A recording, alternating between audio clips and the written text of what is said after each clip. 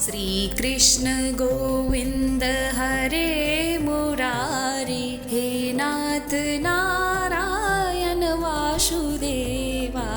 कार्तिक मास के दूसरे दिन की कथा। भगवान श्री कृष्ण आगे बोले, हे प्रिय, जब गुणवती को राक्षसों द्वारा अपने पति एवं पिता के मारे जाने का समाचार मिला तो वह विलाप करने लगी। हे नाथ, हे पिता, मुझको त्याग कर तुम कहाँ चले गए? मैं अकेली स्त्री आपके बिना अब क्या करूँगी? अब मेरे भोजन, वस्त्र आदि की व्यवस्था कौन करेगा? घर में प्रेम पूर्वक मेरा पालन पोषण कौन करेगा? मैं कुछ भी नहीं कर सकती। मुझ विधवा की कौन रक्षा करेगा? मैं कहाँ जाऊँ? मेरे पास तो अब कोई ठिकाना भी नहीं रहा। इस प्रकार विलाप करते हुए गुणवती चक्कर खाकर धरती पर गिर पड़ी और बेहोश हो गई। बहुत देर बाद उसे होश आया तो वह पहले की भांति करुणा विलाप करते हुए शोक सागर में डूब गई। कुछ समय के पश्चात जब वह संभली तो उसे ध्यान आया कि पिता और पति की मृत्यु के बाद मुझे उनकी क्रिया करनी चाहिए जिससे उनकी गति हो सके। इसीलिए उसने अपने घर का सारा सामान बेच दिया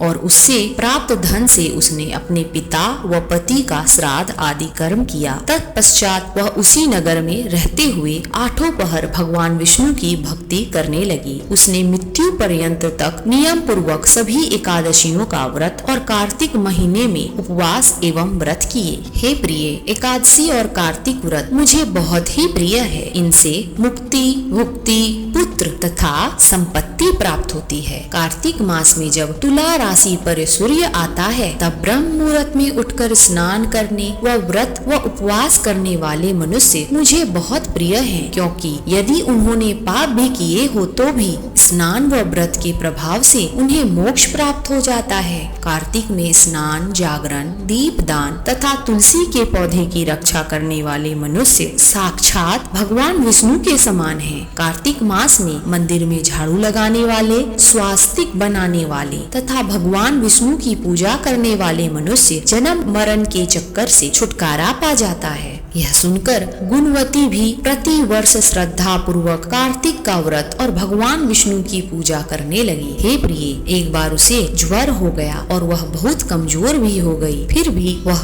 किसी प्रकार गंगा स्नान के लिए चली गई। गंगा तक तो वह पहुंच गई, परंतु शीत के कारण वह बुरी तरह कांप रही थी। इस कारण वह स्थिर हो गई। तब मेरे दूत ने उसे मेरे धाम ले आया। इस प्रकार कार्तिक मास में व्रत आदि करने वाले मनुष्य मुझे तुम्हारे समान प्रिय हैं। दूसरे जप, तप, दान आदि करने से प्राप्त फल कार्तिक मास में किए गए व्रत के फल से बहुत थोड़ा होता है। अर्थात कार्तिक मास के व्रतों का महत्व व्रतों का 16वां भाग भी नहीं होता। इस प्रकार सत्यभामा भगवान श्री कृष्ण के मुख से अपने पूर्व जन्म के पुण्य का प्रभाव सुनकर बहुत प्रसन्न हुई। ये थी कार्तिक मास के दूसरे दिन की कथा। तीसरे दिन की कथा के साथ हम कल दोबारा प्रस्तुत होंगे। भक्तगणों, यदि आपने हमारे चैनल को सब्सक्राइब नहीं किया है तो हमारे चैनल को सब्सक्राइब कर लें। धन्यवाद।